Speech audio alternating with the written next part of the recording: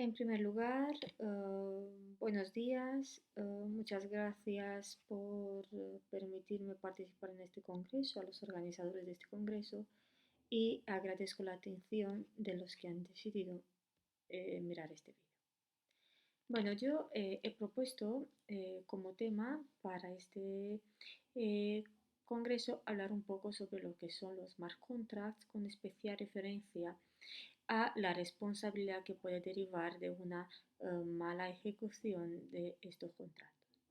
Bueno, en primer lugar, cabe destacar que no existe un régimen específico que regule los smart contracts, de modo que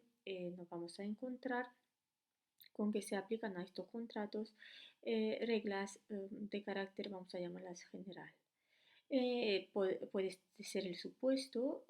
es el supuesto, de hecho, no puede ser, de la Ley de Servicio de la Sociedad de la Información y Comercio Electrónico, de la Ley de las Condiciones Generales de la Contratación, incluso del texto refundido de la Ley de Defensa de los Consumidores y Usuarios, del Código Civil, y ya que vamos a hablar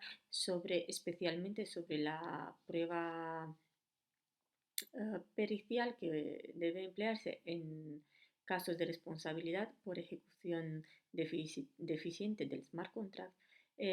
por la ley de enjuiciamiento civil. Bueno, no hay norma que establezca una determinada forma para los smart contracts, de modo que estos smart contracts se van a regir por el principio de libertad de forma. No obstante, como se trata de un contrato automáticamente ejecutable, siempre va a existir un dispositivo tecnológico de obligada utilización, con lo que evidentemente debe emplearse en la creación de estos contratos y su posterior ejecución de un lenguaje particular que se exige en términos informáticos, así como deben emplearse elementos técnicos que permitan la ejecución del contrato. En cuanto a los derechos y obligaciones derivados de un smart contract, está claro que se va a aplicar la teoría general aplicable en este aspecto a todos los contratos. No obstante, el smart contract va a revestir sus características específicas que van a exigir el cumplimiento de determinadas condiciones. Dentro de lo que son las fases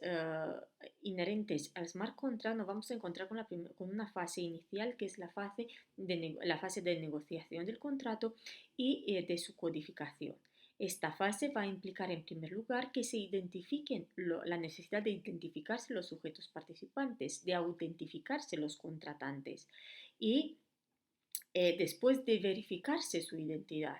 Esta verificación es un mecanismo que garantiza que los que celebran el contrato son aquellas personas que se conciben como tales por parte de todos los usuarios. Desde esta perspectiva, cabe destacar la aplicación del reglamento EIDAS número 910 de 2014, que viene a establecer tres niveles de confianza aplicables a la contratación electrónica. El así llamado nivel bajo, nivel alto, nivel sustancial y nivel bajo. Estos niveles se identifican en atención a los factores de autentificación que el reglamento establece para cada nivel. Esta fase de autentificación va a ir procedida de una fase de negociación en la que va a jugar un papel primordial el programador, el informático, que tiene la obligación de convertir un contrato redactado en un lenguaje humano a un código rígido que va a emplear una máquina a códigos, de hecho, varios códigos que va a emplear una máquina durante la ejecución del contrato. Y desde esta perspectiva cabe destacarse que no es lo mismo un error de programación que pueda conducir a una ejecución deficitaria del contrato que unos errores que derivan de limitaciones intrínsecas del sistema de software para completar ciertos matices inherentes al contrato y que van a condicionar de alguna forma su correcta ejecución dentro de lo que son las prestaciones contractuales derivadas del smart contract. En términos de responsabilidad jurídica, debe evaluarse la imposibilidad de prever el fallo por parte del técnico y a tal efecto se va a tener que aportar un informe pericial informático que describa en qué ha constado el fallo y las causas que, que lo han generado.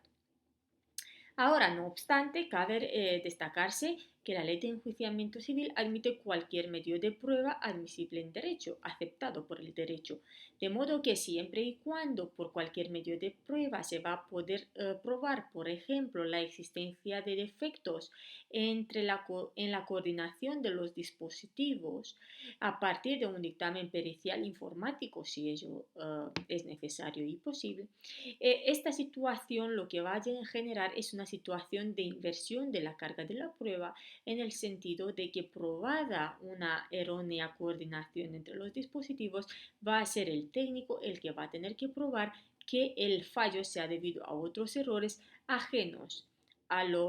esta errónea coordinación. La siguiente fase es la así llamada fase de ejecución del contenido digital. Se permite en esta fase la ejecución automatizada de la obligación y la prueba de error en la programación puede convertirse en el aspecto más importante y más debatido en la práctica jurídica. Como hemos dicho, no todos los fallos pueden imputarse al programador. Por ejemplo, puede tratarse de una información errónea que provenga de un oráculo que siempre actúa como fuente externa independiente, ajena al control del técnico. Bueno, y junto a este ejemplo podríamos dar muchos otros. Lo que sí cabe destacar es que en este contexto la responsabilidad del técnico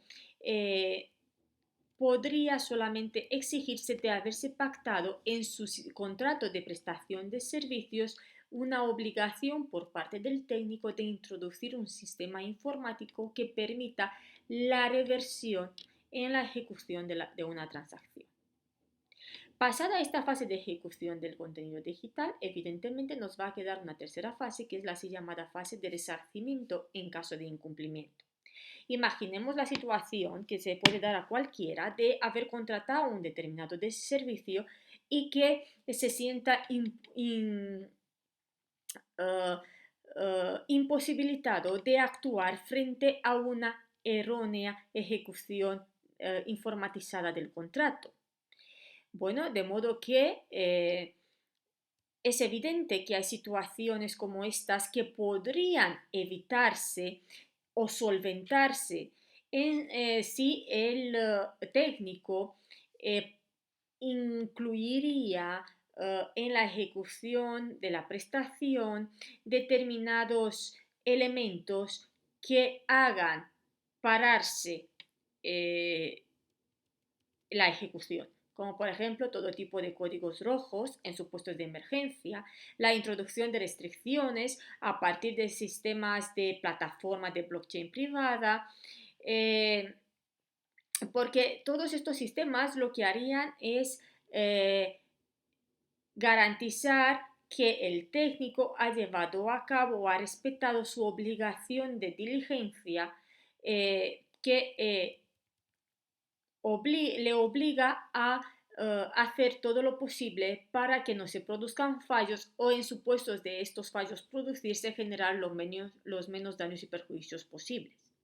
También se ha defendido en este contexto la posibilidad de introducción de lo que se llaman los oráculos decisorios, es decir, aquellos oráculos que permitan a los usuarios confirmar con carácter previo a una ejecución el modo en el que el sistema debe ejecutar la orden para garantizarse así el cumplimiento de las obligaciones contractuales sin perjuicio de salvaguardarse también los fallos del sistema. Como puede observarse, estos contratos exigen un esfuerzo adicional como posible eh, un esfuerzo adicional, pero no solo por parte del legislador para legislar estas situaciones, sino por parte de los jueces que no están familiarizados con los temas y que deben interpretar las normas y acomodarlas al contexto específico en el que se celebran y se ejecutan los smart contracts. El sistema de confianza que se construye en torno a este tipo de contrato no va a ser el sistema de confianza tradicional que conocemos entre personas físicas, sino que va a ser un sistema el que va a tener que operar las decisiones que se adoptan por nodos participantes en régimen de autogobernanza. Los informes periciales informáticos van a ser la prueba primordial en todos los procedimientos que derivan de un smart contract, y no solo porque estos informes van a describir el error y las causas de este error, lo que va a permitir que se depure responsabilidades, sino porque este informe también va a ser una garantía de la integridad o inmutabilidad de los datos registrados en los sistemas y de los datos empleados en el análisis informático. Evidentemente, como ya he dicho, en la actualidad carecemos de un marco jurídico aplicable especialmente a los smart contracts. De hecho, no hay un marco jurídico específico que regule las tecnologías disruptivas, aun siendo con carácter general. Pero sí que cabe destacar los esfuerzos actuales de la Comisión Europea para crear marcos homogéneos de gobernanza y para evitar todos los problemas que derivan de la aplicación de un derecho, especialmente el derecho probatorio, no adaptado a las circunstancias que caracterizan estos smart contracts. Dicho esto, os agradezco su atención y estoy a su disposición para contestar sobre eh, preguntas que me podáis formular, y evidentemente se trata de un tema muy poco debatido y que genera mucha expectativa y mucha curiosidad. Bueno, y con eso, buenos días y estoy a su disposición, nada más.